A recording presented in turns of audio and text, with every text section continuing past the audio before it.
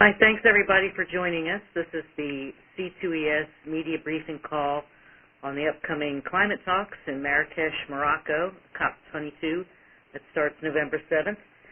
Many of you are familiar with C2ES, but as a reminder, we're an independent, nonpartisan, nonprofit NGO based outside Washington, D.C., working to forge practical solutions to climate change. We have a long history as a trusted source and convener in international settings. C2ES brought together negotiators from 24 countries for more than 100 hours of private talks to help lay the groundwork for the Paris Agreement, and we continue to convene informal discussions to ensure the agreement is effectively implemented. We'll be sending a group to Marrakech led by our Executive Vice President, Elliot Diringer. In his prior lives, Elliot was a journalist and a White House senior policy advisor, and he's been involved in UN climate talks since the 1992 Earth Summit in Rio. We have a few slides of some of the key points Elliot's going to talk about. If you have not received them, just send me an email and I will shoot them to you now. Of course, as our operator said, we're happy to take your questions as soon as Elliot makes a few remarks. Elliot, over to you. Thank you, Laura. We can get into my private life in the Q&A. And thanks to all of you dialing in. Our topic today, as Laura said, is COP22 in Marrakech. And I will refer to slides as I walk through them by number. I think we can characterize Marrakech as both a culmination and a starting point. This conference really caps an extraordinary year of progress on international climate efforts, building on the very significant momentum that we saw in Paris. Within just the last few weeks, we've seen the threshold for entry into force of the Paris Agreement reached. We've seen a new agreement at ICAO on capping emissions from aviation, and we've seen agreement on an amendment to the Montreal Protocol to phase down HFCs. All of these very significant steps. At the same time, I think Marrakech is the opening of a new phase focused much more directly on implementation. For many years, the focus within the UNFCCC has been more on negotiation. With the agreement now in place, the focus really is turning to implementation. Two pieces to that. One, building out the Paris architecture, and I'll come back to that. And second, building up domestic efforts to help countries implement the commitments that they made in Paris. This involves topics like capacity building and finance, and we'll likely hear a lot of focus on mid-century strategies in Marrakech as well. Now, in our estimation, the Paris Agreement has enormous potential to really drive the global climate effort forward. Entering the implementation phase may sound a little less exciting, but I think it is still quite critical because realizing the potential of the Paris Agreement does depend on the the successful adoption of those implementing decisions, and then the follow-through on those. Just one other point about the particular moment that we will be facing in Marrakech, hovering over at least the first week of the conference, will be the U.S. election. There will be strong interest, not only among those of us from the U.S., but I think probably most everybody at the conference in the outcome of the U.S. election and what that implies for U.S. climate policy going forward. I'm going to turn now to slide number 3 with some acronyms there. And this is really just meant as a guide to the perplexed, if you will. I wanted to identify some of the key bodies that will be meeting in Marrakech. Of course, all of you are familiar with the acronym COP, which refers to the Conference of the Parties of the UN Framework Convention on Climate Change, the UNFCCC, which was adopted back in 1992 at that Earth Summit in Rio de Janeiro. So Marrakech is, of course, the 22nd session of the Conference of the Parties. A new acronym is the CMA, and that is the governing body of the Paris Agreement, and it will be meeting for the first time in Marrakech. Another body that came out of Paris and has been meeting through the year and will be convening again in Marrakech is the APA, the Ad Hoc Group on the Paris Agreement.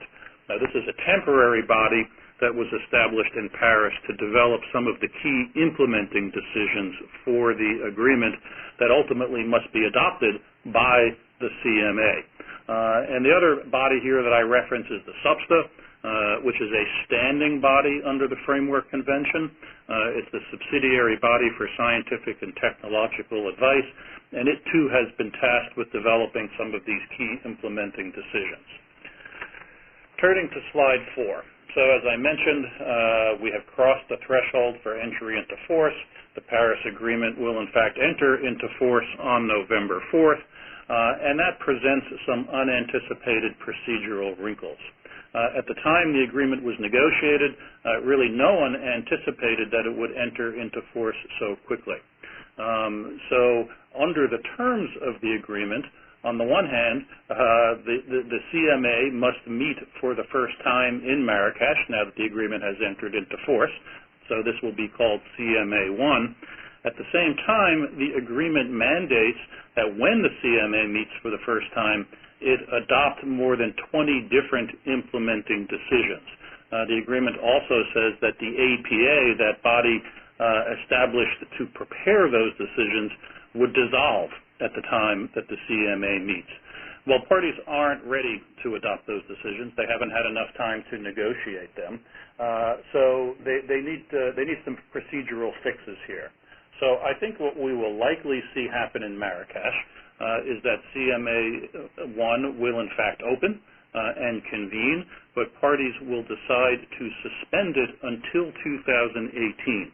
This will allow governments more time to complete those implementing decisions. It will either effectively or explicitly establish a deadline for completing those decisions. The agreement only set an explicit deadline for a couple of them. For all the others, it just said to be adopted at CMA 1. And importantly, this also allows for more inclusive decision-making, because by 2018, more governments will have had the opportunity to ratify the agreement and become parties. I also expect that in Marrakech, they will decide to extend the life of the APA so it can carry its work forward and finish up those decisions. Referring then to the next slide, slide 5, the essentials of the Paris Agreement, I just wanted to quickly recap some of the main features of the new Paris architecture. One point on which there appears to be continued confusion is whether or not the Paris Agreement is a treaty.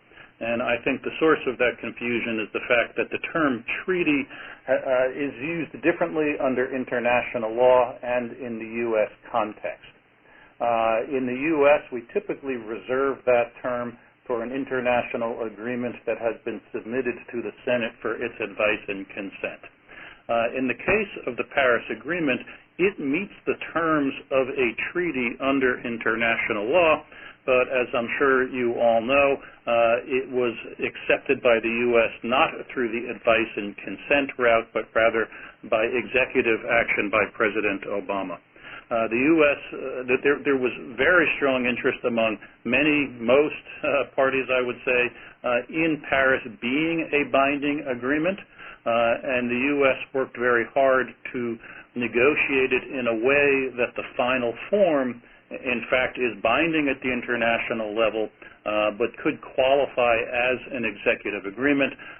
One key element there is that the targets that parties have put forward are not themselves binding at the international level. But the agreement does include many binding procedural commitments. For instance, parties must maintain a nationally determined contribution or an NDC. They must pursue domestic measures with the aim of achieving that NDC. They have to update their NDCs every 5 years, and they have to report regularly on their emissions and on progress in implementing their NDCs, and those reports are subject to international review. Now, the agreement also sets some long-term mitigation goals, keeping warming well below 2 degrees, peaking global emissions as soon as possible, and achieving net zero emissions in the second half of the century. To provide for accountability, the agreement establishes an enhanced transparency framework with reporting and review obligations for all countries and built-in flexibility for developing countries. To address ambition, because we know that the initial round of NDCs don't put us on track to meet the long-term goal, the agreement establishes a 5-year cycle. Every 5 years, there will be a collective stocktake of progress, and then parties will update their NDCs. Those are some of the key provisions. Obviously, the agreement covers a lot more: adaptation, finance, etc. But I'm not going to elaborate those at this point. Just one additional point is how the Paris Agreement marks a shift in differentiation among countries. Unlike the Kyoto Protocol, where you had a very stark binary differentiation between the treatment of developed and developing countries, the Paris Agreement largely moves beyond that to establish common obligations to allow for self-differentiation, for instance, in countries' NDCs, and overall takes a much more nuanced approach to differentiation.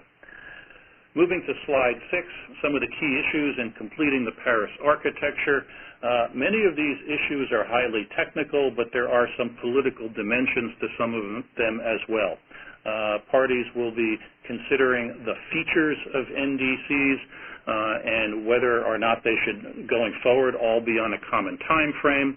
There are a number of accounting issues, how to account for emissions among different target types.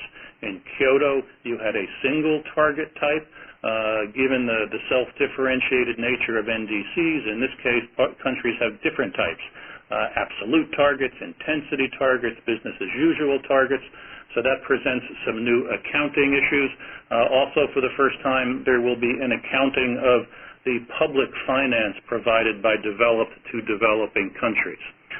One of the more political issues will be how to operationalize the flexibility provided to developing countries in the transparency system. They also have to negotiate the details of this 5-year cycle, of a new implementation and compliance committee that's been established, and a new trading mechanism that will likely take the place of the clean development mechanism. We've just published a policy brief that goes into greater detail on some of these issues. I would refer you to that. Also, the co-chairs of the APA have posted a scenario note outlining their approach to the negotiations in Marrakech and providing an overview of the many submissions that have been made by parties on some of these issues. Slide 7, I just wanted to highlight the fact that these issues are being negotiated across several bodies. I mentioned earlier the APA and the SUBSTA. Some of the issues have been referred to some other bodies, the Adaptation Committee, for instance. And I think that the intention here was to take advantage of the particular expertise of some of these different bodies, but this also presents some coordination issues that I think parties will have to work through. Turning to slide 8, I just wanted to flag some of the other issues that will be in play in Marrakech.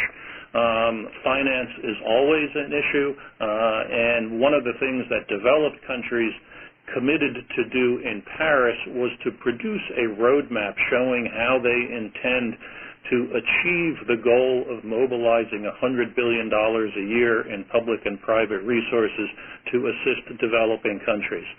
They issued that roadmap just last week, and I expect that that will be a subject of discussion. I've mentioned transparency. There are transparency processes in place already under the Framework Convention, and those are in operation, and you'll be able to see some of that happening in Marrakech. There will be sessions. This is a bifurcated system at this point, so there will be separate sessions where you will see developed and developing countries providing their reports to parties and answering questions from other parties. So these are peer review processes. These are important because the new transparency framework will be building on the experiences under the existing framework, and it's important to see how these proceed at this stage. Loss and damage, some of you may recall this was a major issue back in Warsaw 3 years ago. There was a new mechanism established to address this issue. A key issue at that time, pressed by the United States and other developed countries, was avoiding any notion of liability or compensation. The Paris Agreement underscores that this mechanism does not provide for liability and compensation. It was agreed in Warsaw that they would come back this year and review this mechanism. I expect that this won't cause any major controversy, but we will see. I mentioned the global stocktake that will take place every 5 years. Now, because it wasn't expected that the Paris Agreement would already be in force, parties decided in Paris to schedule something in 2018 called a facilitative dialogue. This essentially was designed to be the first global stocktake, so they will likely be spending some time in Marrakech talking about how exactly to structure that important moment in 2018. And finally, one thing we saw in Paris was growing linkage between the Framework Convention and the activities of what are referred to as non-state actors. These are subnational governments, cities and states, businesses, NGOs, other members of civil society. We've seen a gradual strengthening of those ties. That will be highlighted in some of the events in Marrakech, and I am hearing strong interest among governments in strengthening those ties going forward. I think this is a really important aspect in the evolution of the UNFCCC. Referring finally to slide 9, summing up. I think in some ways the biggest challenge that faced COP22 was showing continued momentum building on Paris, and I think the fact of entry into force has largely accomplished that. I think the most important thing we need to see in Marrakech is good progress on those implementing decisions. Now, none of those decisions will be adopted in Marrakech. They will likely all be adopted as a package together because generally in this process nothing's agreed until everything's agreed. But we will get a good sense in Marrakech how parties are lining up on these issues, where and how big the differences may be, and hopefully we'll see good, strong progress there. And I think all of this is really setting up 2018 as the next big political moment in this process, both because it will likely be the time when all these decisions are adopted, also because it will be that facilitative dialogue, which will be at the time when everyone takes stock of where we are and sets the stage for countries to come back in the next year or two with their updated NDCs. You will likely hear lots of references to the Paris spirit, which I think is quite real. I think we've seen through the course of the year a continuation of that spirit. We've seen it in the informal discussions that we continue to convene among negotiators. I think we've seen it in the swift entry into force and in the adoption of the ICAO and Montreal Protocol agreements. And I have every expectation that we will see it continue to prevail in Marrakech. One final note, if you haven't been to Marrakech before and will be going, I had the pleasure of being part of a Diringer family reunion there a couple of years ago and can attest to the fact that there's lots of fun stuff to do, so be sure to plan some time for that.